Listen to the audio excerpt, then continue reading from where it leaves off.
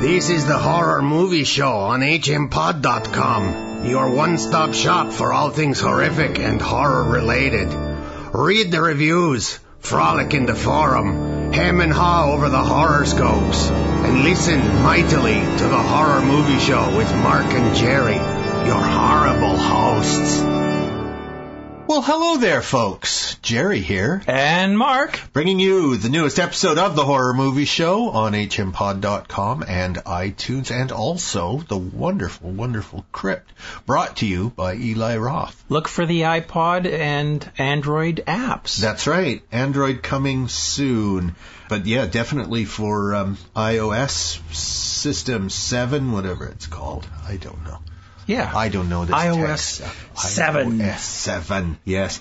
And of course, Mac devices are what all intelligent people use, so all the right people are able to see this. Sorry, Mark. I'm not going to say anything. I realize that you have... Was that provocative? I say that you have to have a yin for a yang. Well, you also have to have terrible with good, so, that's why we have Android and Mac as well. That's right. Yes. You're exactly right.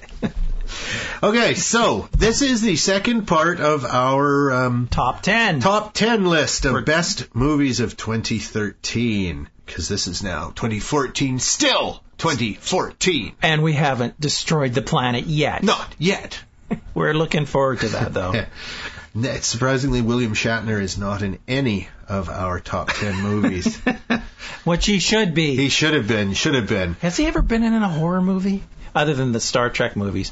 Oh yeah. Well, he goes back to a lot of TV stuff. Oh, didn't he do the Outer Limits or something like that? He made a couple of Twilight Zones. There you go. He did the Twilight Zone with the monster on the wing of the airplane. That's right. He was remade with John Lithgow in the movie The Twilight Zone. That's right. Terror at 40,000 feet or something. 30,000, whatever it is. Yeah, that's him. He's the original panicker.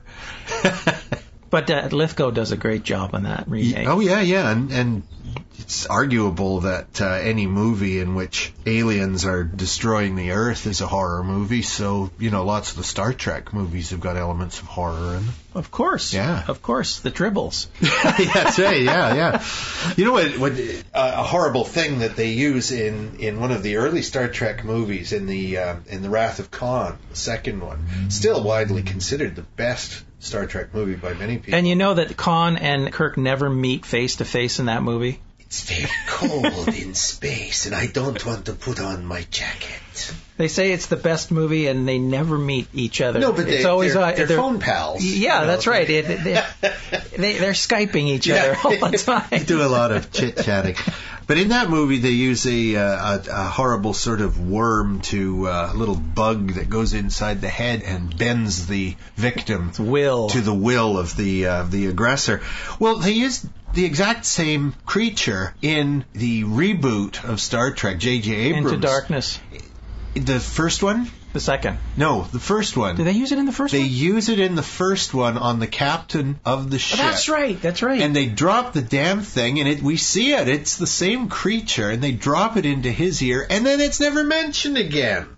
Is he now an admiral on Earth with one of these bug-like things in his ear? Is he, in fact, a Romulan agent from the future? There you go. It's not explained. It's interesting. Yeah, it never does get out of him. So there you go. I just thought I'd bring that up. The body naturally dissolves it. Yeah, maybe. Yeah, maybe he had so much wax in his ears that it couldn't penetrate his brain. That's it. Yeah.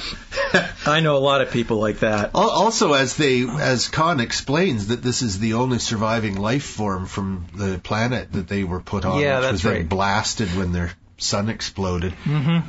It was how the Romulan got a hold of one, I don't know. Yeah, the Romulan, right. Yeah. Because it was Khan that found it on the planet. Yeah. Right.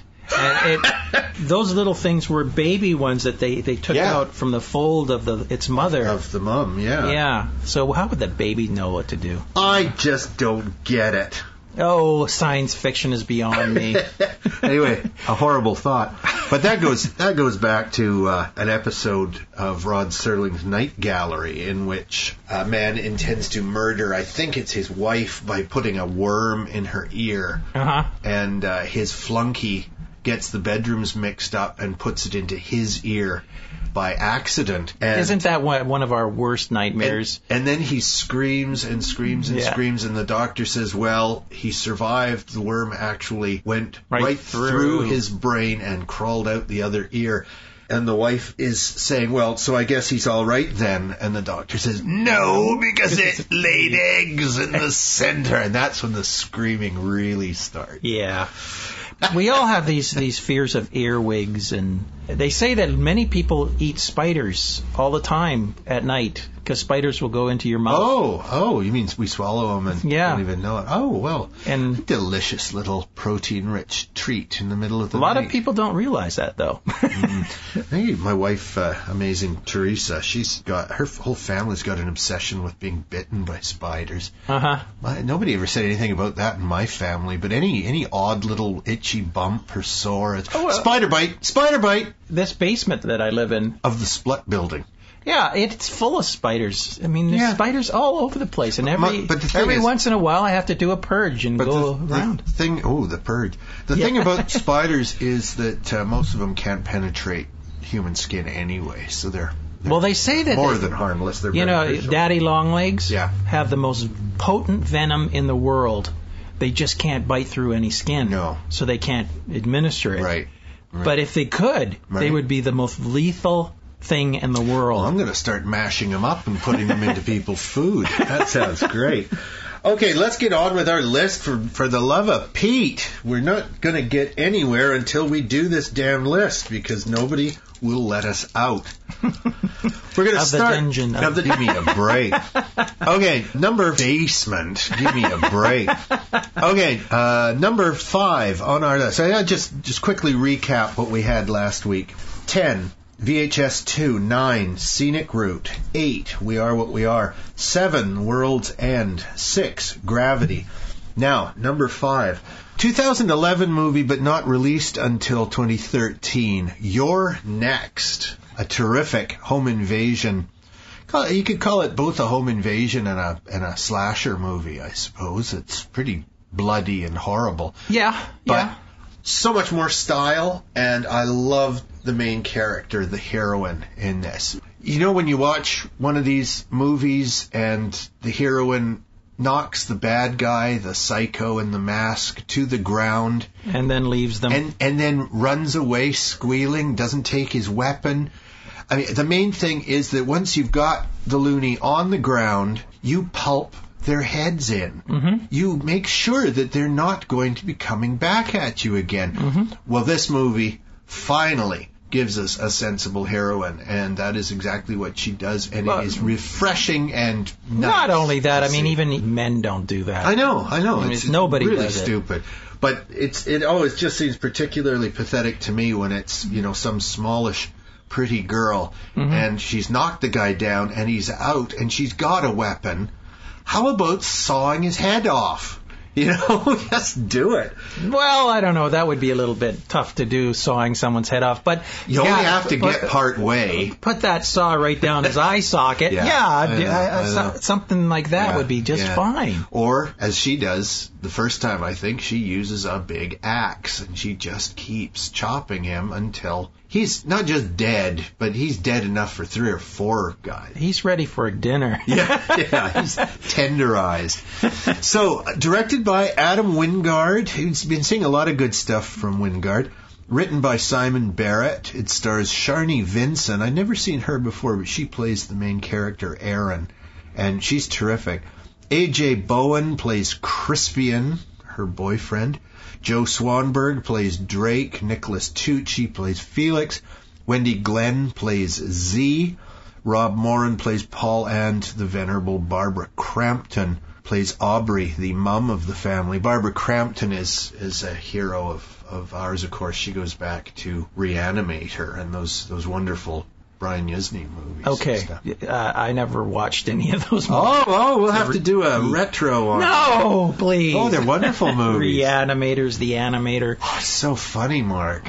Oh, are they? Oh, yeah. This is where Jeffrey Combs comes from. Oh, does he? Oh, the super overacting Jeffrey Combs. I just love it. I love him. Yeah. Oh, you got to see The Reanimator sequels are all crap, but Right. The original is just fantastic. And From Beyond is another one with Barbara Crampton and Jeffrey Combs. Very funny. Very loosely based on stories by H.P. Lovecraft. Oh, is it? Yeah. Okay.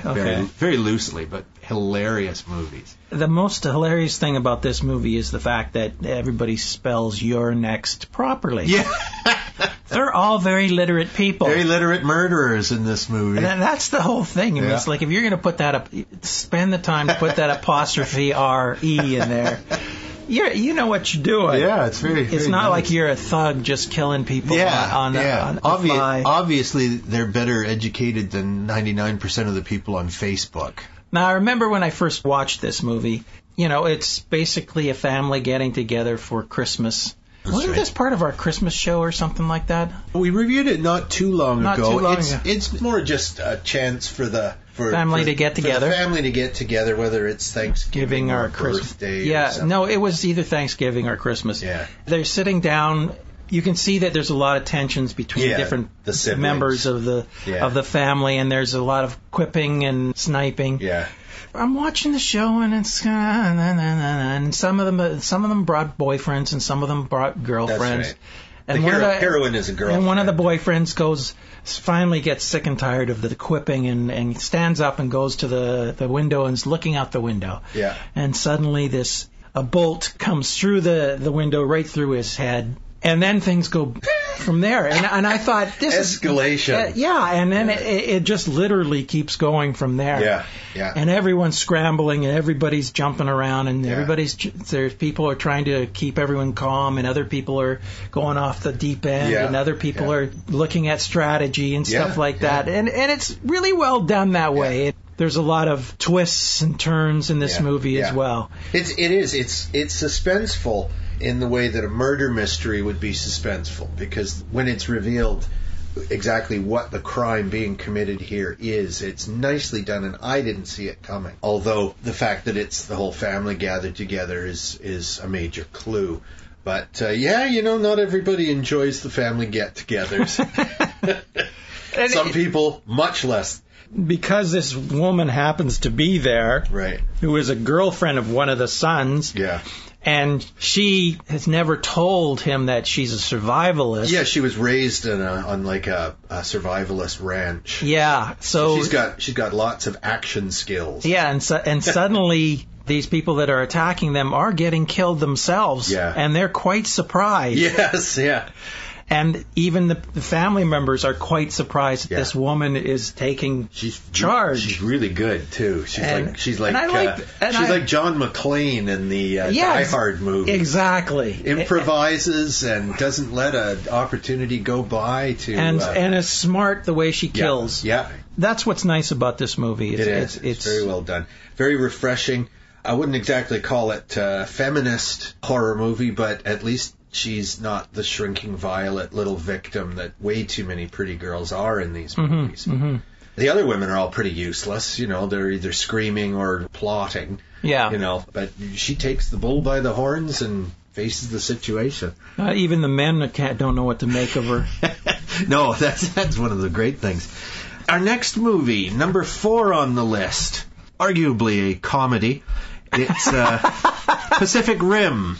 Directed by Guillermo del Toro, written by del Toro and Travis Beacham, stars Charlie Hunnam as Raleigh Beckett, Diego Klatenhoff as Yancey Beckett, Idris Elba, I love him, Stacker Pentecost, Rinko Kikuchi as Mako Mori, Charlie Day, the great Charlie Day from It's Always Sunny in Philadelphia. He plays Dr. Newton Geisler. Although he's just playing Charlie. Oh, he's always Charlie, yeah. Bern Gorman as Gottlieb, who is his fellow scientist, and another great actor, Ron Perlman as Hannibal Chow. It didn't occur to me that, Perlman, Hellboy, Del Toro. Yeah. Of course. Yeah. They've worked together quite often. Quite often, indeed, yeah. This movie, it's a variation on the sort of giant robot, transformer, little humans running giant powerful robots, and they're battling these interdimensional giant monsters, these huge artificial monsters that are being sent through a rift in time and space deep under the ocean. Pacific Ocean. Yeah, the deepest part of the Pacific, and it's up to the humans. This has got to be the last stand, because one by one, these alien invasions have been getting more and more powerful, and the humans have just about run out of resources. So this is pretty much the last battle. They're losing the war. They are. They haven't lost the battles. They've been winning the battles, but at what cost? Yes, the giant animals. Yeah, the aliens are sort of learning each time they lose, so they create a more powerful monster, but they're artificial creatures. These aren't like just things from another planet. They are being created, built specifically to try and kill us. That's right. Clear the way for the aliens to come through. Yeah, they want to colonize our planet. Yes, indeed. Who doesn't? Everybody does. Yes, as Monty Python said, the nicest and greenest of them all was the planet Earth. The greenest and the pleasantest of them all. Anyway, yeah, so Charlie is a minor but important character as a scientist. And this again, as I said the first time we reviewed this shows how absolutely awful and desperate our situation is when Charlie is like the main scientist left to us. Yes. Because he does come across as half mad for the half-mad scientist, but also, maybe not that bright. However, he's intuitive, and he's right about what he's doing, which is trying to read the dead brains of the giant monsters. Now, I look at this movie, as a whole, it is probably the silliest movie on our list. It is. And in fact, of the year. Yeah, it's pretty damn silly. The beauty behind this movie is the fact that it looks so good. Yeah, doesn't it? Yeah. It is beautiful, and another really great 3D movie. Oh, I didn't see it in 3D. Oh, it's gorgeous. It is really gorgeous. It's eye candy. Right. In fact, I can show you on my TV. I got 3D now. Oh, very far out. And I can show you what it looks like. It looks wonderful. Cool. But stupid. It is a stupid movie. But I enjoyed it. It's just a fun ride. Yeah. And that's all this movie is. There's no real... great story. Well, there's a story in that the main character that you follow, he had a brother, and these machines are so enormous that it takes two people to pilot them because their brains have to be linked so that they can work the whole body together. And the main hero, his brother was ripped away while they were psychically linked and killed, so he's gone through that, and it's left him scarred. He could feel his brother dying. Yeah.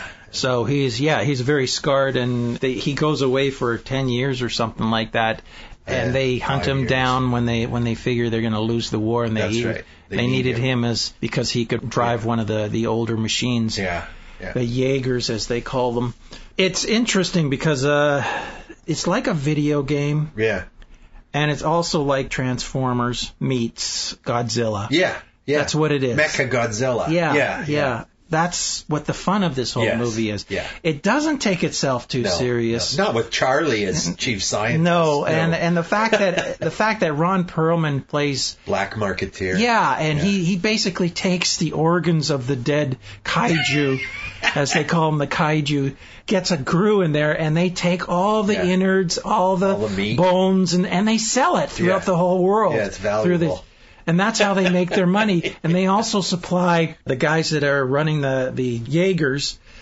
They've run out of government money. Right. So they're actually getting money from these Ron Perlman and all the underground in order to keep going. Right. It's private industry that is fueling the defense of Earth. Yeah. I don't remember that part too well, but it is stupid. Well, I've watched it about 5 times. Oh, okay. I've just seen it the once. I keep saying how stupid it is, but I keep watching it because it is such a entertaining movie. It is. That's what it is. Yeah. This is 100% entertainment with not a lot of depth in it. I can say the same thing. A movie that I've probably watched half a dozen times since I got the DVD. Spielberg's remake of War of the Worlds. Oh yeah, it's not a great movie. It's not even a good retelling of the great novel by H.G. Wells, but it's so fun. Yes, it just barrels right along. Oh, I liked it as well. Yeah. It's like Minority Report, stuff like that. but it's Minority Report is trying to be smart. Yeah. Like it has a deep story to it. But War of the Worlds and the one we're talking about, Pacific Rim. Yeah. I mean, they are both very, very silly movies. They're very similar in that you're dealing with a couple people, right? And it's their journey, through the maze of all this stuff happening, the war happening all around them. It's not concentrating on the aliens. Right. It's not concentrating on the military. Right. It's concentrating on this one little family running through it all. Yeah. And that's what the fun part of it is. Yeah, indeed. Yeah, I think Tom Cruise sees every single aspect of the alien technology and the viciousness of them.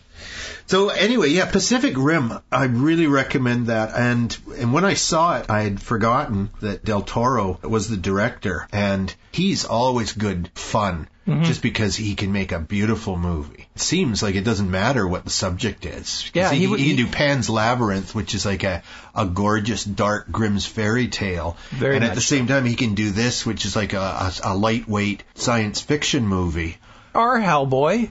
Or I know. He's very, very flexible. He even had a hand in The Hobbit. Yes, he was actually slated to direct it, and then after developing it, he was actually developing with Peter Jackson, who was producing it.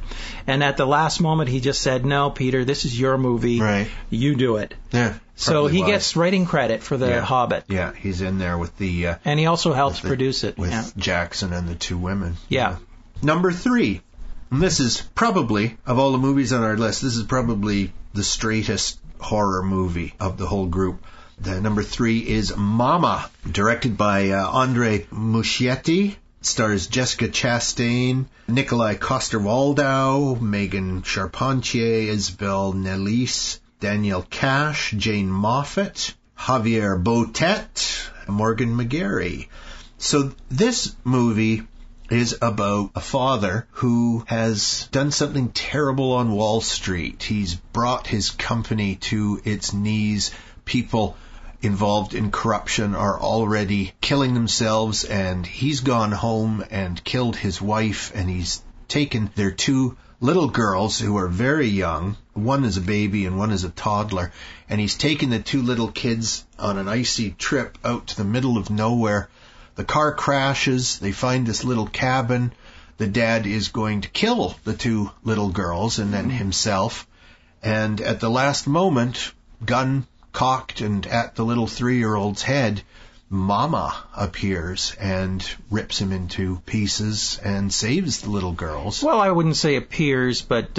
she shows up. She shows up, but you can't see her very well. No, it's very dark. Mama's not a solid kind of girl. No, she's more of a phantom. Yeah.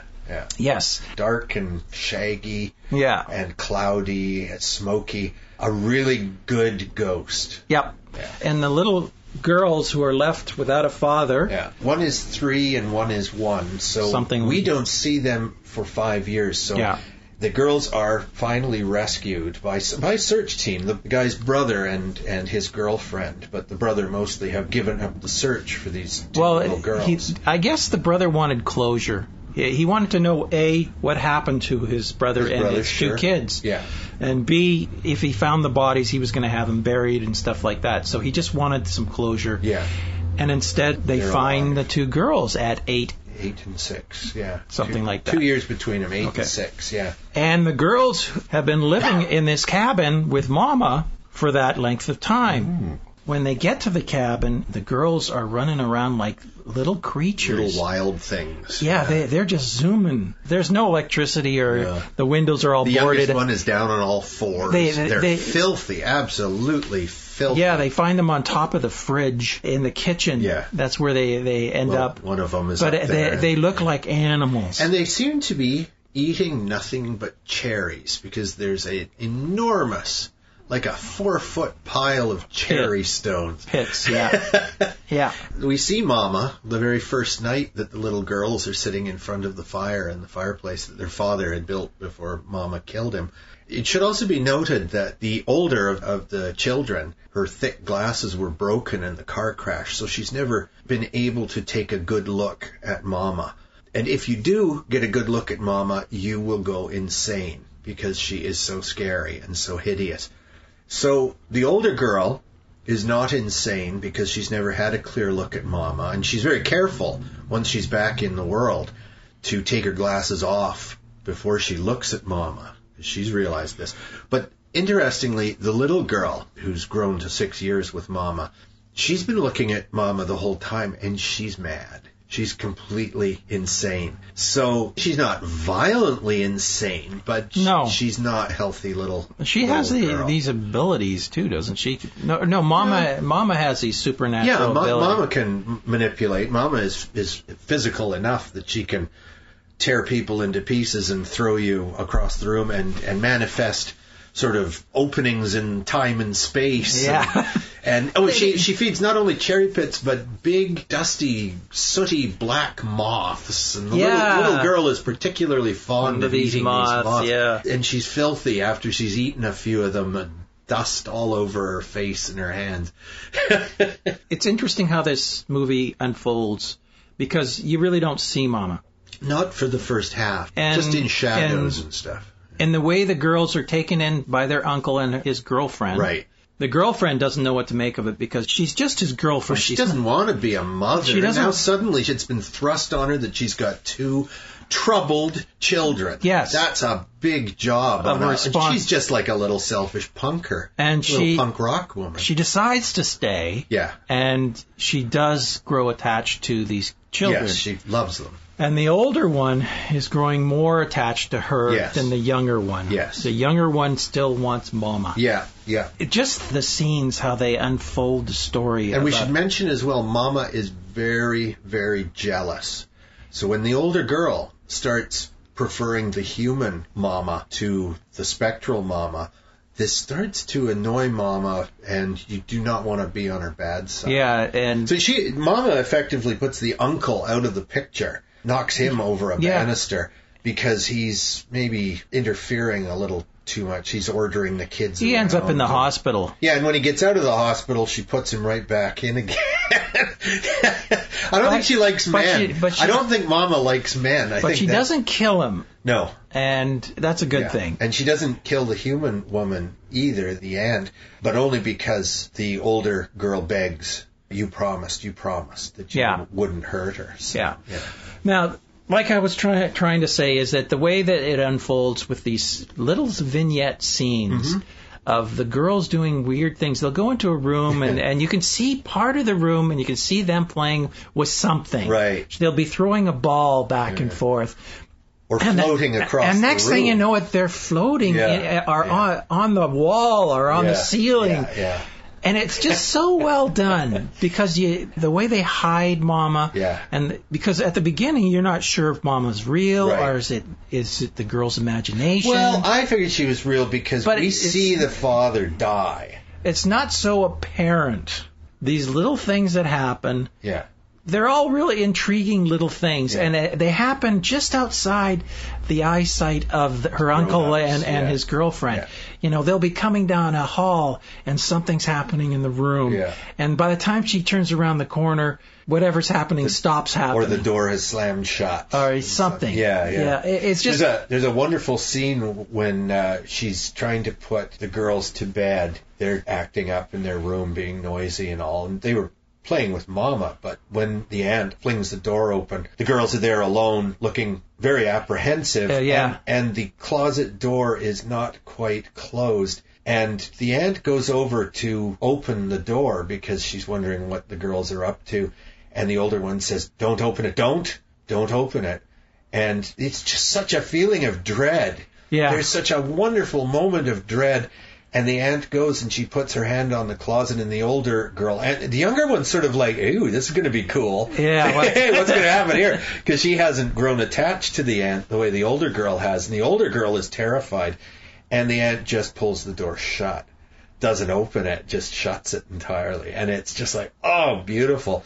Never seen a better ghost scene than that. I mean, the dread in this movie is wonderful. And yet, by the end, don't you feel sympathy for poor Mama? Oh, sure. Poor Mama is a victim, too. You find out a little bit about her background and stuff. Tragic. Things that happened to her. It's an interesting relationship between the uncle's girlfriend and Mama, and the roles they play with the kids.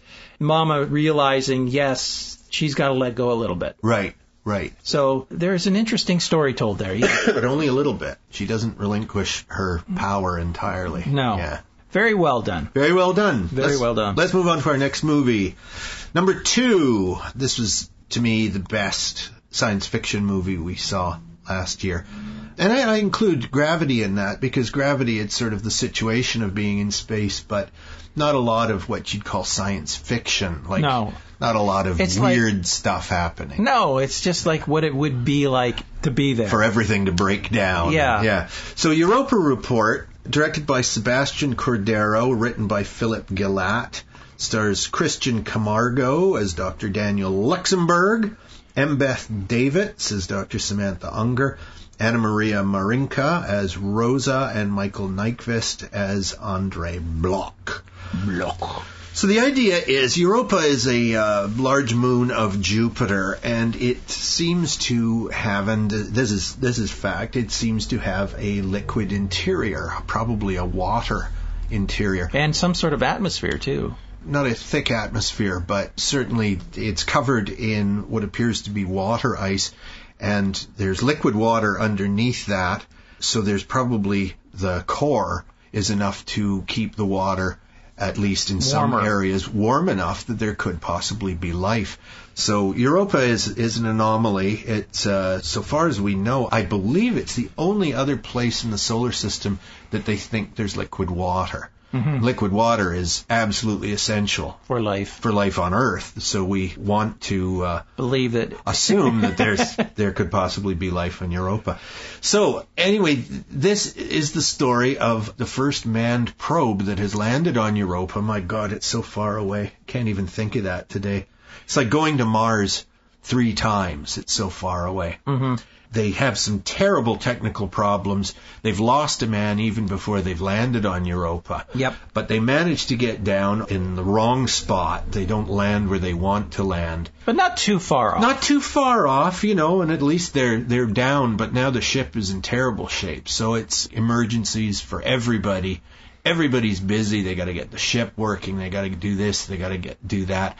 And at the same time, they're trying to explore. And they find bacteria almost right away. They do find that there is life of a kind. Yeah. But there may be something considerably larger also. Yeah, there's sort of like an electronic disturbance that happens periodically. And it seems like something happens every time they experience it. It could be a small tremor. Somebody has a weird experience in some way.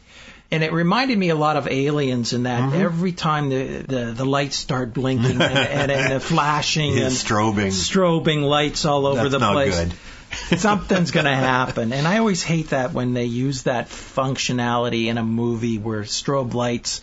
That's the biggest complaint I have about Alien, the first movie, was the fact that every time the alien was around, there were strobe lights. And I'm sorry, why would you have strobe lights in a spaceship in the first place? Right. I mean, it's like, really? Okay. It just bugs me. They did the same thing in the second movie as well. Well, why would you go back and rescue a damn cat when your life is at stake? I would have just left her as well. Of course, Ripley was the last person. Ripley was the final survivor, yeah. And then the fact that the cat doesn't even survive anyway.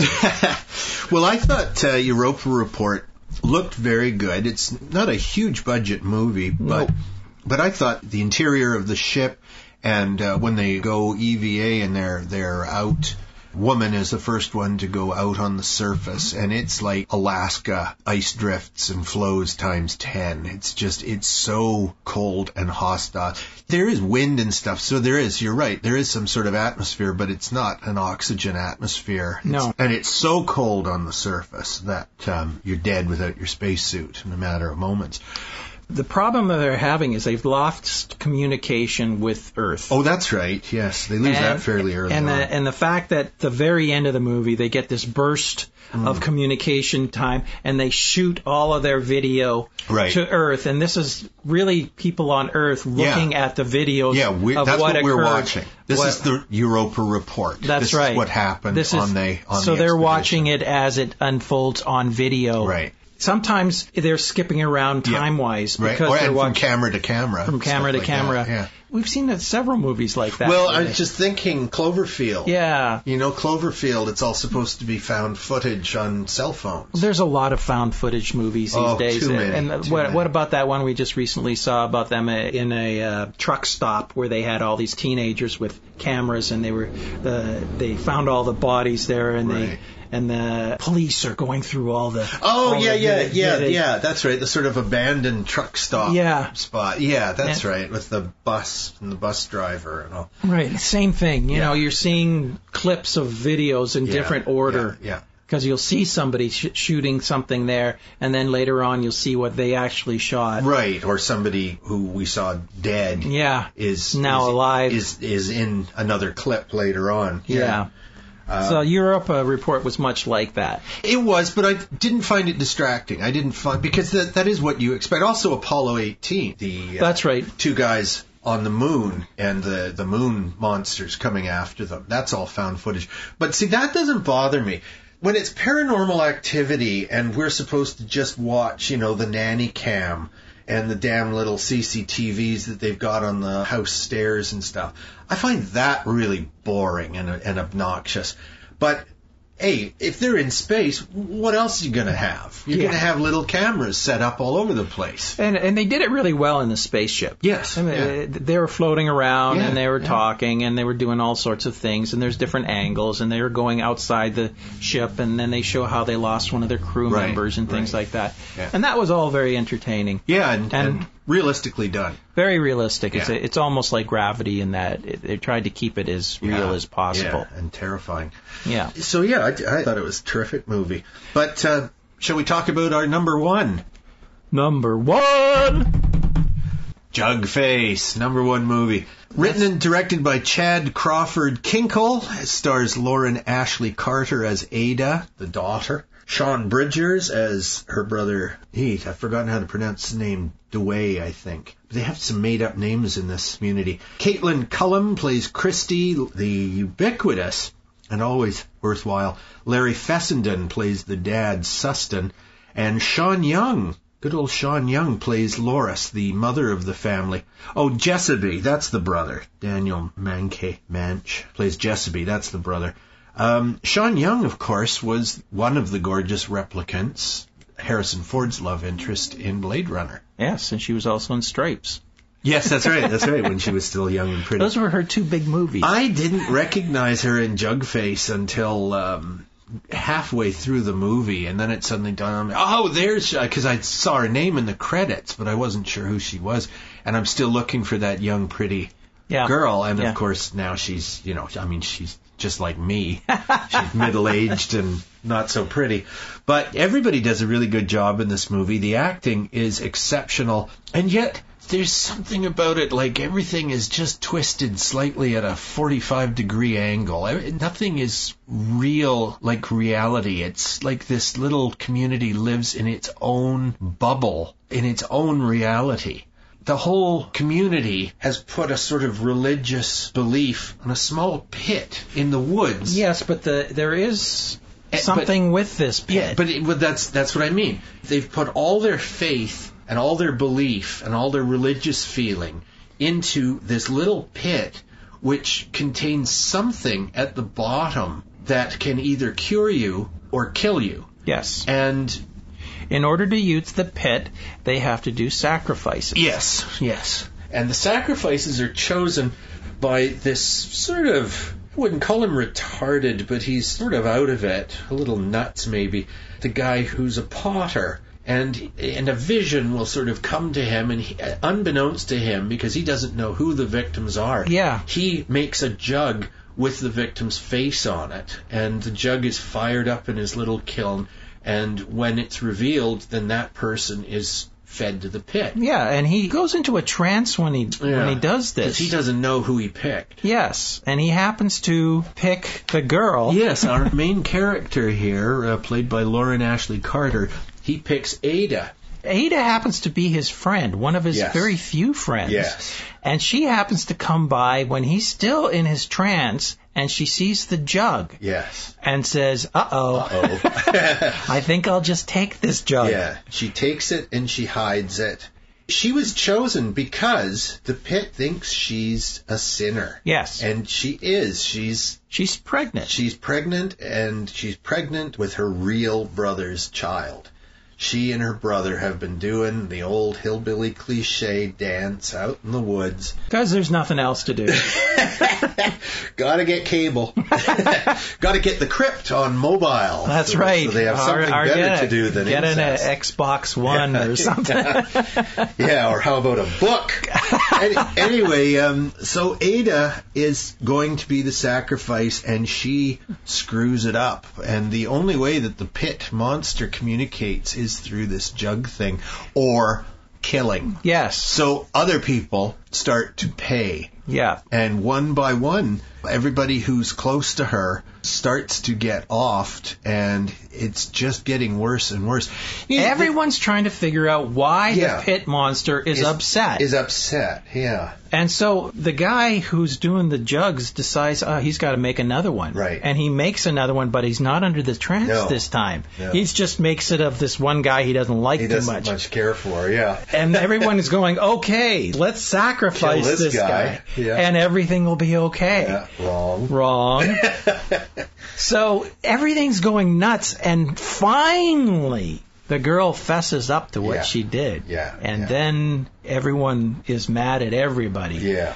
It's an interesting story. Do you know, it is so peculiar that the only thing that I can really think is at all similar to it is the TV series Lost. Uh-huh.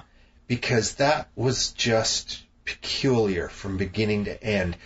There are things going on that island that just, in fact, in 7 years, you never get a proper explanation for what they are, because it is pure fantasy. Well, the thing about that series is that, you know, when they had that capsule underground, what did they call it? The station. The station? Yeah. And they one of many stations. Yeah, they uncovered that thing. Yeah. And they know that something down there. They don't know what's down there.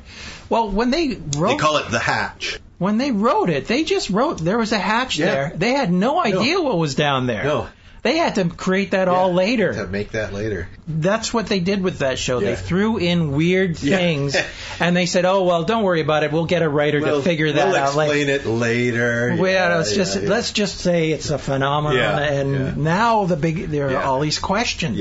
Right? This movie is kind of similar to that, in that not everything is revealed immediately, right? And we never fully get reveals on what the pit creature is, because it does seem to benefit them now and then, but at the same time it's an extremely vengeful little semi-god. Yeah. And if you cross this demon or angel or whatever or alien, whatever it is. Anyway, I just thought it was terrific because it's like a nice updating, along with one that we talked about on the first half of our list, We Are What We Are. Yeah. Nice updatings of the hillbilly theme, you know. It's one thing to rape Ned Beatty, but to actually live to tell the tale? Yeah, well, no, it's just a wonderful movie, this.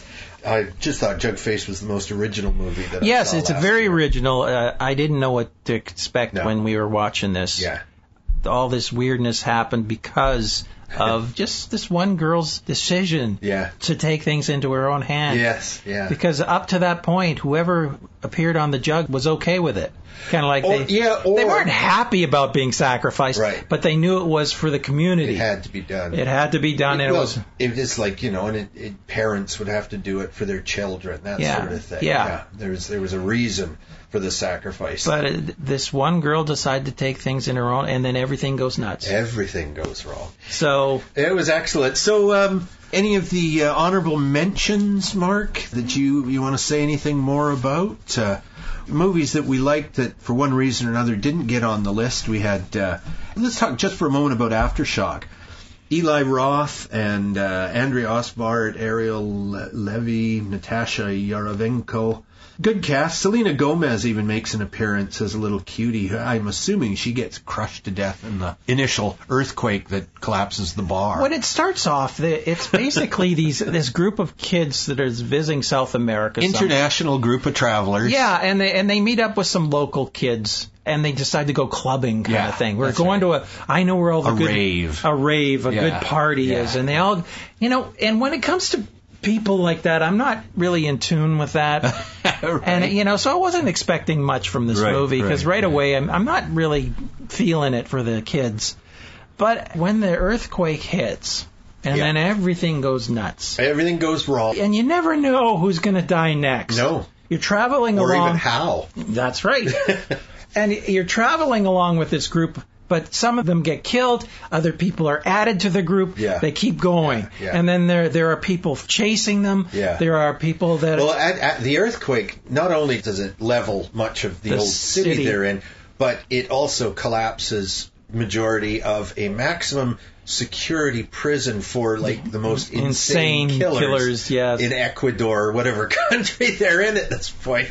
And so now they have these professional lunatics running around lying, they're in stolen guard uniforms. So now they have cannibal, homosexual, rapist monsters chasing after them as well. Yep. Eli Roth's character does not come out well in this movie. He's a boy toy is what he winds up being, and it's just hideous. Terrible murders. Yes, that's the whole uncertainty of the thing, of what could happen when everything falls apart. And right up to the very last seconds of the movie, there is always something worse coming. Yeah. I just thought it was brilliant. There have been other movies like this. Touristas springs to mind. Lots of movies where traveling kids, innocents, get set upon by lunatics. They're either, mad doctors wanting to sew their butts to their faces or crazy people living in the jungle feeding on tourists. They are making a third movie, right? Of Centipede. Of Human Centipede. And I think you called it. The title is going to be, I think, what you said it was going to be. Full, I know each one is partial and, sequence. It'll be full sequence. Yeah. The next one. Which, God knows, people are speculating, 1,000 people stitched together? Oh, and it's funny how everybody's mentioning that movie in there. The comedians love to it became a sensation. It's like Sharknado. Or Snakes on a Plane. Yeah. It's too hilariously sick a concept not to make fun of. Yeah. And even if you don't like that kind of movie, you couldn't escape the references. Oh, no. Yeah. Not at all. Yeah. And I'm sure most of the people haven't seen them. I like both the first and the second you see, we discussed that, and I still haven't seen them. And yet, the fact that I can't visualize it being a pleasant experience watching. Well, I tell you, they're both black comedies. You keep saying they're black comedies, so I just can't visualize it. Oh, you got to see them, Mark. I'll talk about them again if you watch them. When the final sequence comes out. So what else? We talked about some of these last time. The Seasoning House, set in a sort of a post-breakup Yugoslavia. Now that to me Europe. Was a very good movie. Very disturbing. Again, a survivalist kind of girl. Yeah. A deaf mute working in what is effectively it's like a whorehouse, but it's kidnapped women being held there at gunpoint against their will. And the customers are the most brutal soldiers, sadistic mercenary. I wouldn't even call them soldiers. They're filthy mercenary scum whose idea of a good date night is to kill the girl. Yeah. And then have sex with her. I mean, these are monsters. So I couldn't believe that the main character, this tiny little deaf mute girl, was going to be doing all the revenge stuff. But once she gets rolling, she's she's a killer.